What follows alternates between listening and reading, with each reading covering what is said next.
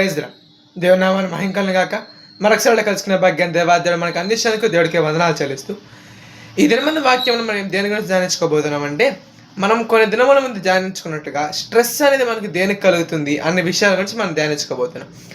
Stress అనేది కుటుంబంలో ఉన్న కాన్ఫ్లిక్ట్స్ అనగా గొడవల వలన, లేకపోతే కుటుంబంలో వచ్చిన ఒక మాట వలన స్ట్రెస్ అనేది ఒక మనిషికి కలుగుతుంది. మనం బైబిల్ గ్రంథంలో ఏ విషయానికైనా సరే రిలేటబుల్ థింగ్ అని మనం వెతకచ్చు. ఎందుకంటే బైబిల్ గ్రంథం అనేది యూనివర్సల్ బుక్ అనమాట. బైబిల్ గ్రంథంలో యాకోబు భక్తుడు ఉంటాడు. యాకోబు అనే ఒక భక్తుడు ఉంటాడు. అతడు తన చిన్నతనంలో తన అన్నను మోసం చేసి ఉంటాడు. అతనికి ఉన్న గొడవను తీర్చడానికి దేవుడిని అతడు మొరపెడతాడు. ఏమని? ప్రభువా, నేను నా అన్న దగ్గరికి వెళ్తున్నాను, నా అన్నేమో నా కొరకు 400 మందితో వేచి ఉన్నాడని నా దాసులు చెప్పారు.